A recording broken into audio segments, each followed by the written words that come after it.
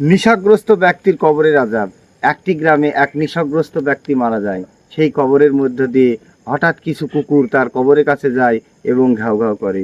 এটা গ্রামের লোক দেখতে পায় এবং গ্রামের লোক দেখতে পেয়ে সেটা মৌলবীর কাছে গিয়ে ঘটনাটি সম্পূর্ণ বলে।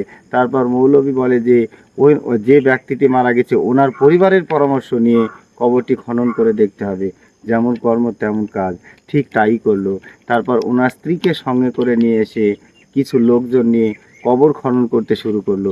খনন করতেই দেখা গেল ওই লোকটিকে ভয়ঙ্কর ভয়ঙ্কর বিষধর সাপে দংশন করছে আর লোকটি চিৎকার করছে। তখন সে মৌলবীটি ওনার স্ত্রীকে জিজ্ঞাসা করলো, আপনার স্বামী কি করতো যার জন্য কবরে এই রকম আযাব হচ্ছে? তখন সে বলল, আমার স্বামী দিনের বেশিরভাগ সময় নেশাগ্রস্ত অবস্থায় পড়ে থাকতো এবং নেশা পান করতে গিয়ে মৃত্যুবরণ করেছে। এই ভিডিওটি দেখে আমরা একটাই জিনিস শুনলাম যে আমরা জীবনে কেউ মদ্যপান করব না, কারণ মদ্যপান শরীরের যেমন ক্ষতিকারক